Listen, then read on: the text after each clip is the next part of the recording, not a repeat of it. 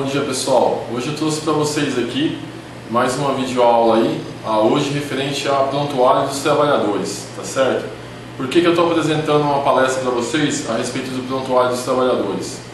Para você que está estudando segurança do trabalho, é recém-formado, começou agora na área, a minha grande dificuldade quando eu comecei a trabalhar na área, até no meu primeiro dia de trabalho, foi fiscalizar as obras referentes à documentação dos prontuários. Por quê? Quando você vai fiscalizar um PPRA, um PCMSO, você tem ali uma norma de segurança, onde você vai ler e você vai ter um passo a passo ali para poder analisar essa documentação. Quando a gente fala de prontuário dos trabalhadores, você não tem uma legislação específica para você se atentar ali. O que você vai ter que fazer? Você vai ter que entender de várias normas, várias leis, para saber o que você vai solicitar para as empresas. Então eu montei essa palestra para vocês, porque eu vou explicar para vocês agora quais são esses documentos que fazem parte do prontuário de um trabalhador, lembrando que a minha atuação na construção civil, no meu escopo de trabalho. Bom, pessoal, as documentações que fazem parte do prontuário dos trabalhadores são essas aqui que eu listei para vocês, tá? Isso daqui é o mínimo que você vai ter que exigir como técnico de segurança para você poder ter ali todos os trabalhadores executando atividades no canteiro de obra ali e você está respaldado ali que todos eles têm capacitação, habilitação, registro para executar aquelas atividades. Então aqui eu tenho ficha de registro do trabalhador, carteira profissional, ASO, ordem de serviço, integração de segurança e ficha de entrega dos equipamentos de proteção individual, os EPIs, e a capacitação dependendo daí de qual é a função desse trabalhador. Tá? Se você tem um eletricista, você vai ter que ter a capacitação de NR10, se ele é operador de algum equipamento pesado, ele vai ter que ter o certificado de capacitação de operador de retroescavadeira, operador de rolo e assim por diante. Dependendo da função que esse trabalhador tiver, vai exigir um certificado diferente. Então, basicamente, esses são todos os documentos necessários para que um trabalhador possa estar apto a executar a atividade dentro do canteiro de obras. Você, como técnico de segurança do trabalho e estudante de segurança, você já vai ter um norte agora de quais são essas documentações que você vai ter que solicitar. Vou explicar para vocês aí cada uma delas, tá certo? Bom, a primeira é a ficha de registro do trabalhador. Quando o RH contrata esse trabalhador, vai ter lá a ficha de registro, onde você vai ter todos os dados, a foto do trabalhador, e você vai precisar também da xerox da carteira de trabalho para formar esse prontuário. Aí você pode estar me perguntando, pô Fabiano, mas quais que são as páginas da carteira de trabalho que eu vou precisar desse trabalhador? Então já está aqui, ó, facinho para vocês. A página contendo o número de série, a foto e a assinatura do trabalhador, que é aquela primeira página ali. Você vai ter a página contendo a qualificação civil, que é os dados do trabalhador, tá? Página contendo o registro do trabalhador, isso daí é muito importante, tá? Você vai precisar saber se esse trabalhador está registrado pelaquela empresa, né? Você sendo um técnico de segurança, por exemplo, de auditoria, como eu era o caso no meu escopo de trabalho, faço auditoria e gerenciamento nas construções. Ou se você é o técnico de segurança da própria empresa, se esse trabalhador ele está registrado já pela empresa e qual é a função de registro desse trabalhador. Tá certo? Que todos os trabalhadores têm que estar registrados na função que ele vai executar dentro da atividade, dentro do seu canteiro de obra. Tá certo? Uma página também importante é, se esse trabalhador foi promovido, essa promoção tem que estar registrada na carteira de trabalho. Tá? Principalmente construção civil. O pessoal entra como ajudante e acaba passando para soldador, operador de perfuratriz, o trabalhador é ajudante de pedreiro e passa a ser pedreiro. Então toda vez que tiver essa mudança de função, o trabalhador for promovido, você precisa da página de registro onde a empresa alterou a função desse trabalhador, tá certo? Se você estiver fiscalizando e fazendo auditoria e tiver um técnico de segurança do trabalho lá também, você precisa da página da carteira de trabalho contendo o registro do técnico de segurança no Ministério do Trabalho e Emprego, onde vai ter lá o número de registro desse técnico de segurança. Tá? Então, Esses daqui são os documentos básicos aí que você vai precisar referente à ficha de registro e à carteira profissional do trabalhador, tá certo? Você que está estudando segurança do trabalho agora, você pode estar se perguntando: pô, Fabiano, mas quem faz o prontuário do trabalhador não é o RH?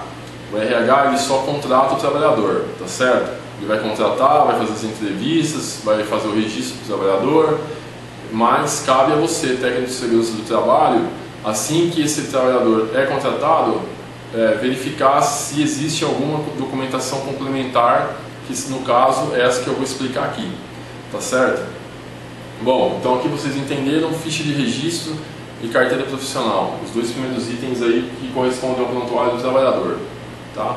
Bom, próximo item, o ASO, o Atestado de Saúde Ocupacional. Esse item aqui é o item que dá a maior dor de cabeça para nós que somos os profissionais de segurança do trabalho, tá? E esse item também é um item responsável pelo maior número de autuações nas construtoras pelos auditores fiscais do Ministério do Trabalho, porque as empresas elas não seguem aí, a maioria delas, né, a legislação vigente aí com diz respeito à NR7 a respeito do ASO dos trabalhadores. Então, você que está entrando na área agora, né, você provavelmente deve saber que todo trabalhador precisa de um ASO. Agora, você sabe me dizer quais são os itens que você vai verificar no ASO para poder aprovar essa documentação? Então, é complicado. Bom, vou explicar para vocês agora, passo a passo, todos os itens do ASO que você, como técnico de segurança do trabalho, vai ter que se atentar e verificar para saber se esse ASO desse trabalhador está conforme ou não conforme, tá certo? Bom, item 7.4.3 da NR7, tá? O ASO deverá conter no mínimo. Nesse item ele vai descrever para vocês todos os itens mínimos que o ASO tem que ter. Então, nome completo do trabalhador, número de RG, tá certo? E a sua função, muito importante. Você tem que verificar também se esse ASO é admissional, demissional, mudança de função ou volta de afastamento. Todo trabalhador que ele sofre um acidente, ele é afastado, antes de ele voltar às atividades na empresa, ele precisa passar por um exame médico para saber se ele está apto a voltar ao trabalho, mesmo já estando apto pelo INSS. Tem que passar pelo médico da empresa também. É um ASO de retorno ao trabalho. Toda vez que um trabalhador houver uma mudança de função, ele também vai ter que passar para o médico examinador para atestar se ele está apto a executar aquela nova função. Então isso daí você tem que reparar no ASO, tá certo? Outro item que é obrigatório conter no ASO são os riscos passíveis de causar doenças exclusivamente ocupacionais relacionadas com a atividade do trabalhador. Esse é o grande problema do ASO, nos ASOs que a gente encontra, que eu encontro particularmente no meu escopo de trabalho. Por quê? Hoje, como que as empresas fazem? A grande maioria das empresas, uma empresa de porte, ela ganha uma contratação para executar uma obra e aí ela acaba subcontratando várias atividades. Isso daí é o câncer da construção civil hoje, terceirizadas. Então, uma construtora ganha uma obra, uma licitação para fazer um prédio e ela contrata uma subcontratada para fazer o piso, outra subcontratada para fazer a parede, outra para fazer o teto, outra para pintar, outra para colocar gesso, e quando você chega na obra você tem 200 subcontratadas. E como que é feita essa subcontratação? É por baixo custo. A construtora principal ela quer ganhar no custo, entendeu? Então ela acaba contratando aí subcontratadas onde essas empresas nem sabem o que é programa de segurança, né? E como que a grande maioria elas fazem os ASOs dos trabalhadores, né? Ela vai lá na Praça da Sé, manda o trabalhador fazer um ASO lá, o médico dá apto ao trabalho e depois ela vai numa consultoria, faz o PPRA e o PCMSO e entrega para você, tá? Isso é o que a grande maioria das empresas hoje fazem, tá certo? Está errado, pessoal. Como que seria o processo correto? Primeiramente você faz o PPRA, tá certo? Aonde você vai levantar todos os riscos que aquele trabalhador vai sofrer naquela função, onde você vai ter as medições. Um exemplo é identificar o risco de ruído, aí você vai fazer a medição, você vai verificar quanto de ruído esse trabalhador está exposto, qual o tipo de EPI que ele vai ter que usar, tá, para cair essa taxa de ruído e atender ao quadro lá o máximo de tolerância, né, conforme a ANR mesmo diz. tá certo? Depois que você fez o PPRA, que você identificou todos os riscos por função, aí você vai passar esse documento para o médico coordenador. O médico coordenador, então, com base nesses dados, ele vai identificar todos esses riscos contidos no PPRA e vai solicitar os exames complementares no ASO, dependendo de cada tipo de risco exposto que o trabalhador está. Então, o PPRA ele é a base para se fazer o PCMSO e depois daí se faz o ASO, tá certo? Mas as empresas hoje não fazem isso. Para economizar, o que elas fazem? A consultoria cobra, um exemplo, R$2.000 para fazer um PPRA, um PCMSO e cobra R$100 para fazer cada ASO. Então o que eles fazem? Eles pagam os programas, mas ele vai a R$20 na Praça da Sé e tira o ASO lá. O médico coordenador, o médico que examinou lá, não tem nem ciência dos tipos dos programas e quando você pega aquele ASO, está lá sem risco ocupacional específico, ausência de riscos, ou coloca ruído para todo mundo, e não pode, pessoal, tá certo? Tem que se fazer primeiro o PPRA, depois o PCMSO e depois o trabalhador vai fazer o ASO, tá certo? O ASO tem que constar todos os riscos que estivessem assinalados no PCMSO. O cara é um pedreiro, está exposto a risco químico e físico, no ASO dele tem que estar lá, risco físico e químico. Então isso daí é que vocês têm que se atentar aí quando vocês forem analisar um ASO de um trabalhador, tá certo? Item 7.2.4, o PCMSO deverá ser planejado e implementado com base nos riscos à saúde dos trabalhadores, especialmente os identificados nas avaliações previstas nas demais NRs, ou seja, o PPRA. Então, o item 7.2.4 da NR7 é o que eu acabei de falar para vocês, tá? Não é eu que estou inventando, isso daí é item normativo e vocês têm que seguir, tá certo? Continuando aí, os itens mínimos que devem constar no ASO. Indicação dos procedimentos médicos aqui foi submetido ao trabalhador, pessoal, tá certo? Incluindo os exames complementares e as datas que foram realizados os exames. Lembrando a todos aí que o ASO ele tem prazo de validade de 12 meses. Anualmente você tem que refazer o ASO desses trabalhadores, que seria o ASO periódico. Tá? Nome do médico coordenador quando houver com o seu CRM. Definição de apto ou inapto para a função específica que aquele trabalhador está sendo examinado. Outro ponto, nome do médico encarregado do exame, endereço e forma de contato. Então muitas vezes não é o médico coordenador que vai fazer o exame no trabalhador, tá? E sim o médico examinador. Pode ser feito? Pode ser feito. Tá? Data e assinatura do médico encarregado do exame e carimbo contendo o seu número de inscrição no CRM. Tá certo? Uma coisa importante também que dá problema nos ASOS, tá? Quando o médico coordenador não é o médico que faz o exame nos trabalhadores e ele delega a função para o médico examinador, esse médico examinador ele tem que estar listado no PCMSO, tá certo? Então toda vez que vocês forem analisar um ASO, vocês têm que pegar o PCMSO e não só verificar se os riscos estão batendo, mas também, se não for assinatura do médico coordenador dando apto para esse trabalhador, esse médico examinador ele tem que estar listado no PCMSO, é o item 7.3.2 da norma, realizados os exames médicos ou encarregados mesmos a profissional médico. Ele pode passar essa função para um outro médico, mas no PCMSO tem que estar assinalado o nome desses médicos examinadores, senão o documento não atende, tá certo, pessoal? Bom, vou falar um pouquinho para vocês sobre a ordem de serviço, tá? Ordem de serviço NR1 são as disposições gerais. Item 1.7, cabe ao empregador elaborar a ordem de serviço sobre segurança e saúde no trabalho, dando ciência dos empregados dos riscos com cartazes ou meios eletrônicos. E o artigo 157 das consolidações das leis dos trabalhos, instruir os empregados através de ordem de serviço quanto às precauções a tomar no sentido de evitar acidentes do trabalho ou doenças ocupacionais.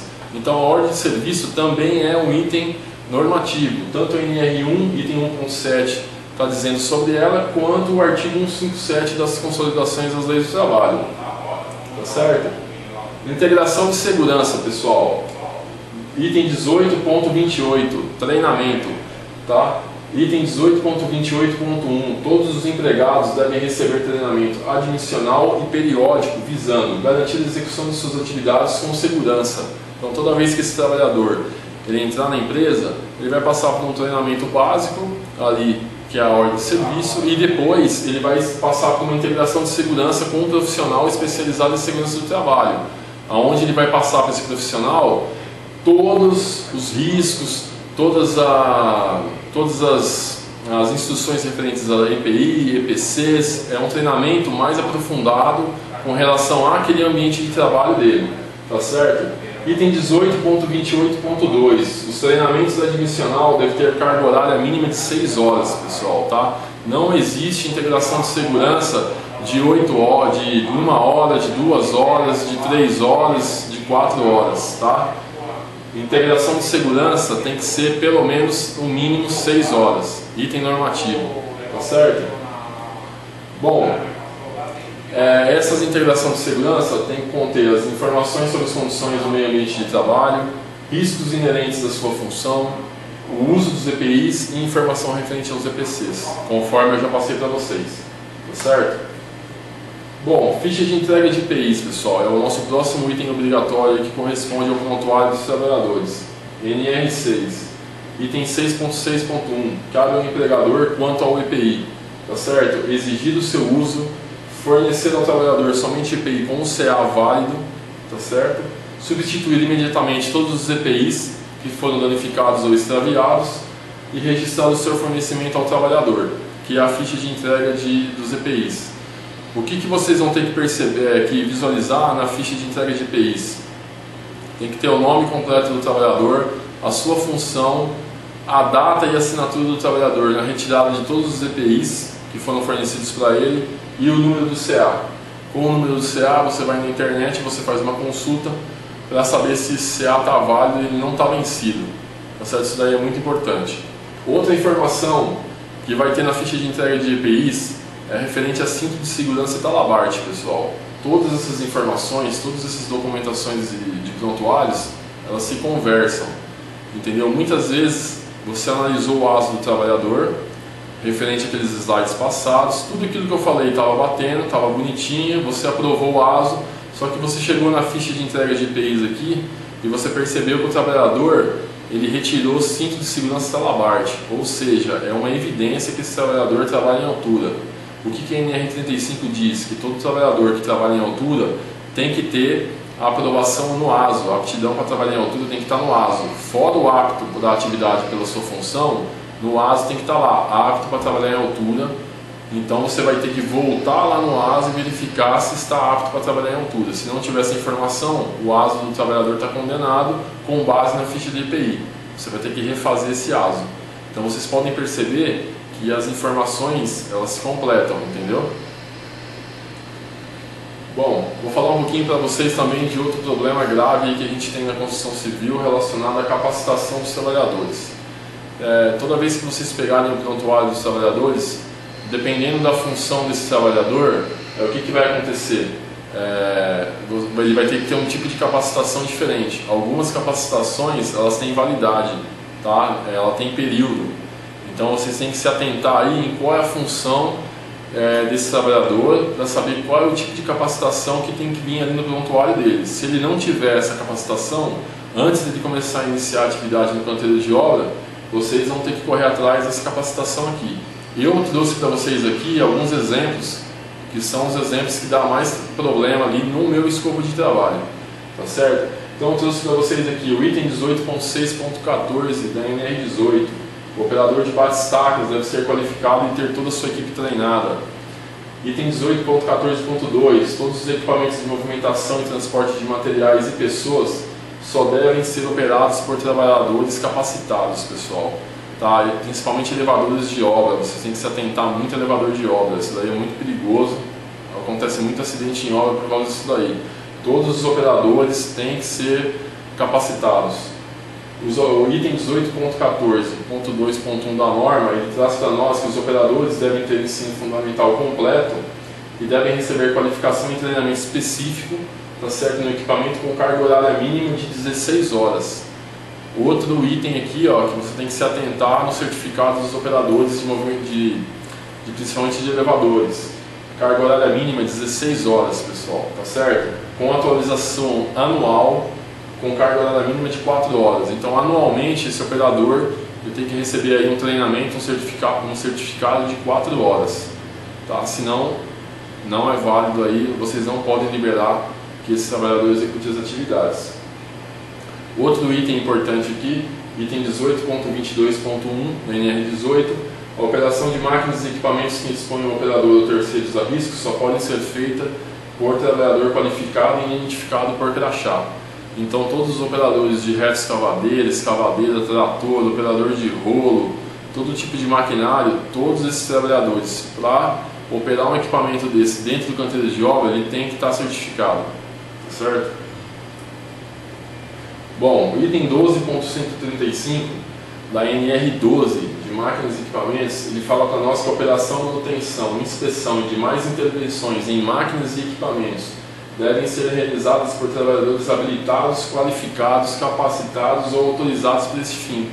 Então você pode perceber que tanto a NR18 quanto a NR12, as duas batem firme ali que o profissional tem que estar capacitado para executar essas atividades.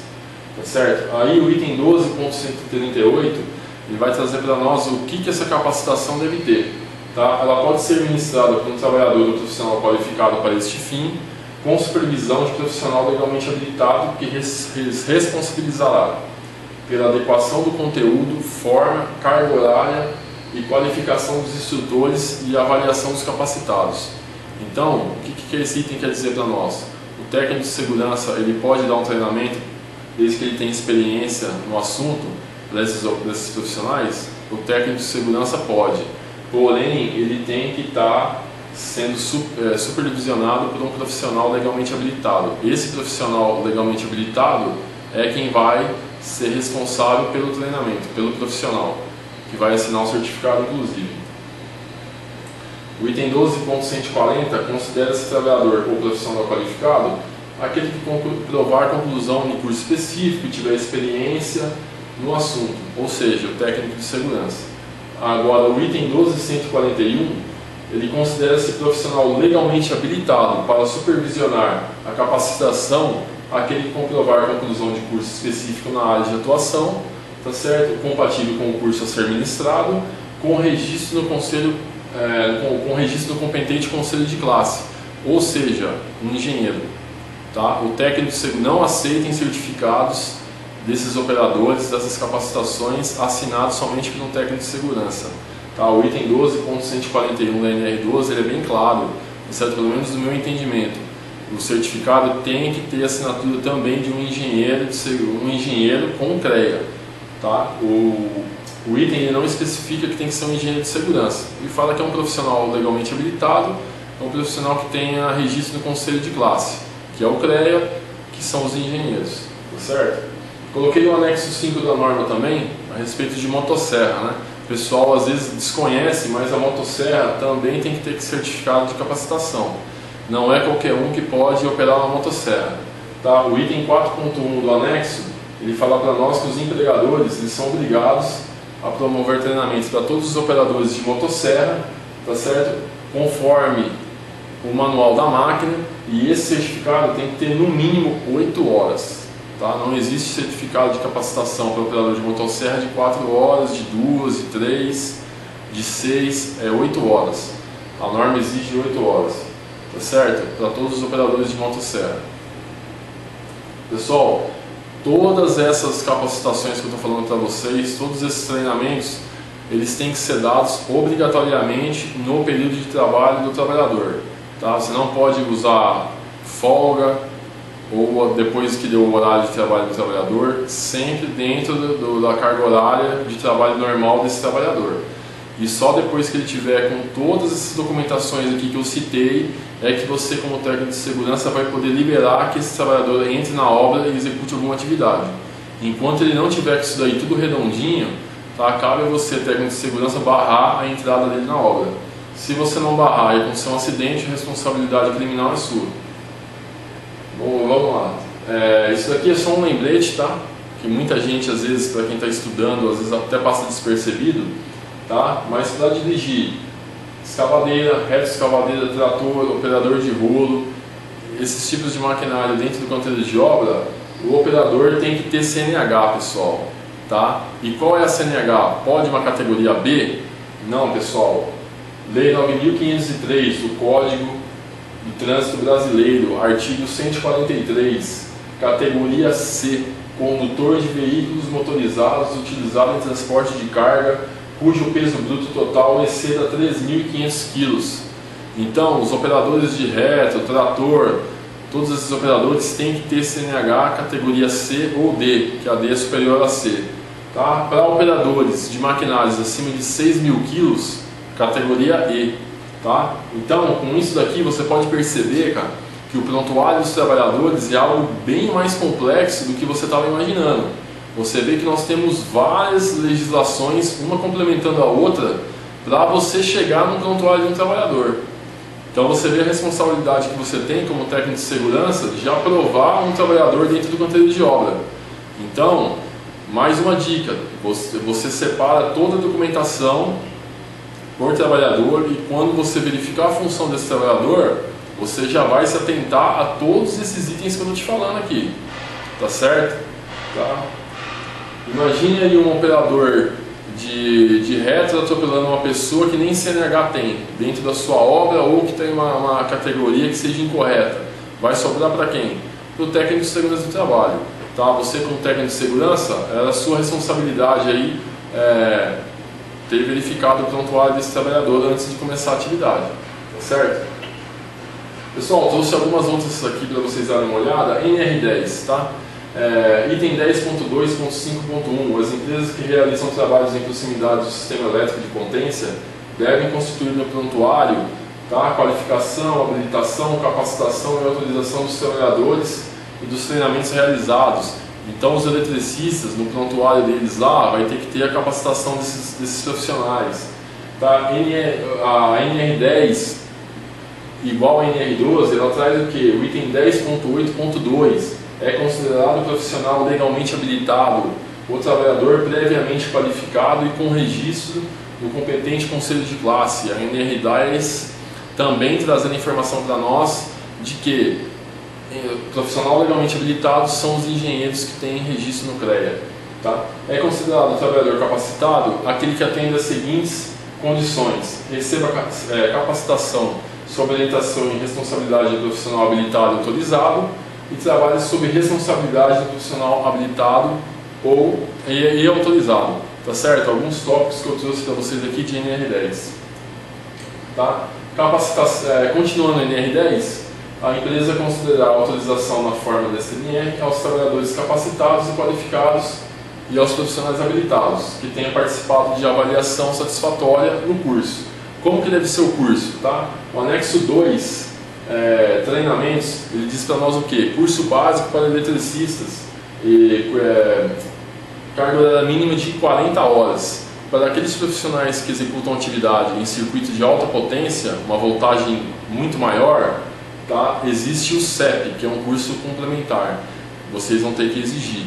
Esse curso esse CEP, ele tem carga horária mínima também de 40 horas e para o trabalhador fazer o CEP, ele tem que ter já o curso básico de NR10 e ter passado com um aproveitamento satisfatório aí de 40 horas. Então ele vai somado ao CEP, ele vai ter 80 horas de treinamento. Um item importante também, que é o item 10.8.8.2 da NR10, diz para nós que deve ser realizado um treinamento de reciclagem bienal. A cada 2 anos, esse profissional tem que passar por uma reciclagem. Tá certo?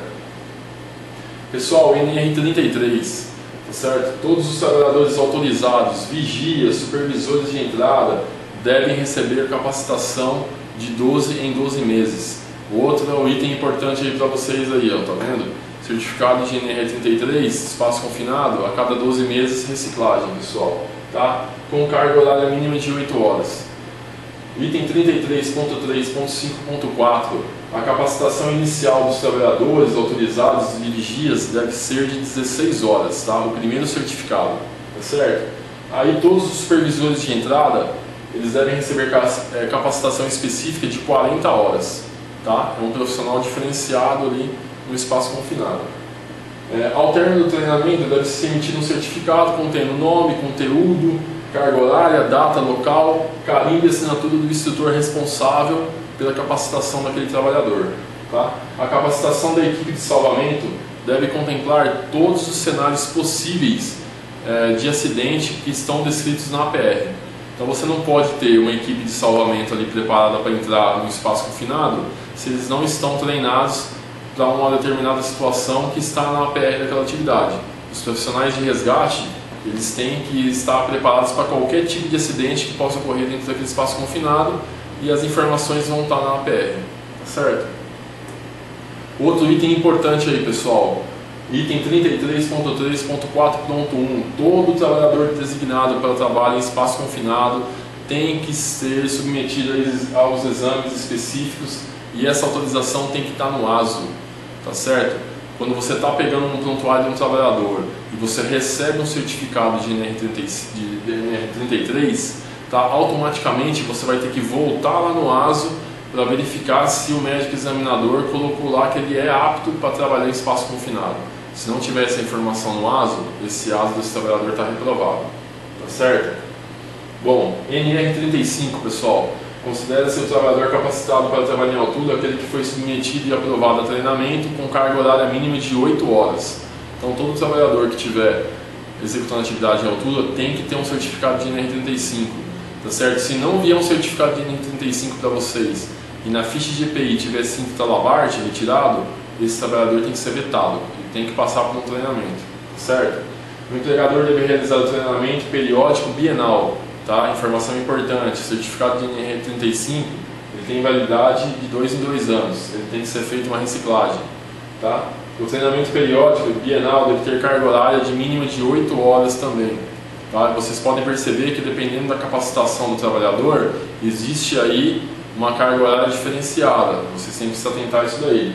Considera-se trabalhador autorizado para trabalhar em altura todo aquele trabalhador que foi capacitado e cujo estado de saúde foi avaliado tendo sido considerado apto para executar essa atividade e que possua a anuência formal da empresa.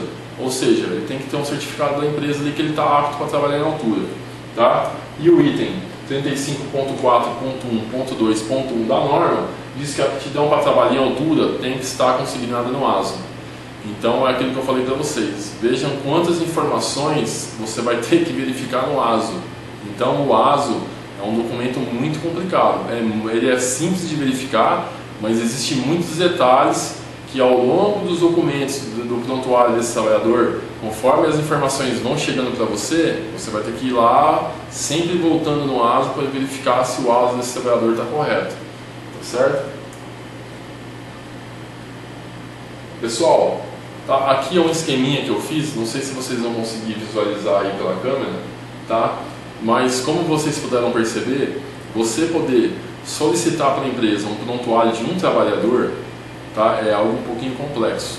Vocês puderam perceber aí que são várias documentações que formam um conjunto para que se chegue àquele trabalhador, que aquele trabalhador possa estar apto para executar uma atividade no canteiro.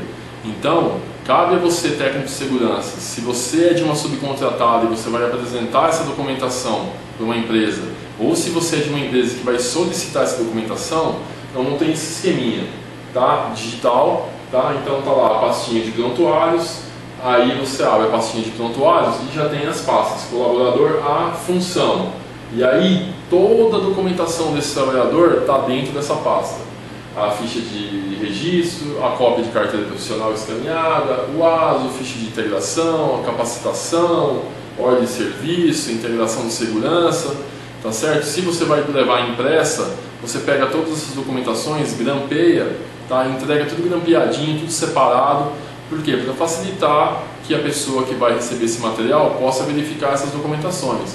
Imagina eu chegar lá apresentando 100 funcionários para vocês, com uma pilha de carteira de trabalho aqui, uma pilha de xerox de ASO aqui, uma pilha de certificado aqui. O cara que vai analisar isso daí, ele vai ficar louco, procurando ali a documentação dos funcionários. Então, pô, grampeia tudo certinho, tudo individual. Se você vai fazer de forma digital, faz lá a pastinha com o nome do colaborador, a função no nome da pasta, e aí quando o profissional vai abrir essa pasta, tá todos os documentos lá dentro, de forma prática, organizada. Vai ser muito mais rápido para esse profissional avaliar essas documentações, Você que é técnico de segurança, está entrando agora numa construção civil, tá? Faça esses arquivos digitais para vocês, planilhe esse arquivo, faça uma planilha de Excel com o nome do trabalhador e lá você coloca lá as colunas, ASO, integração, ordem de serviço, capacitação. Você tem que planilhar, tá certo? Essas informações para ficar mais fácil, senão vocês vão ficar loucos, vocês vão perder o controle. Até mesmo para você conseguir identificar qual é o ASO que está vencendo, qual é a capacitação que está vencendo, entendeu? Então, quando você entrar numa obra, numa empresa, tá?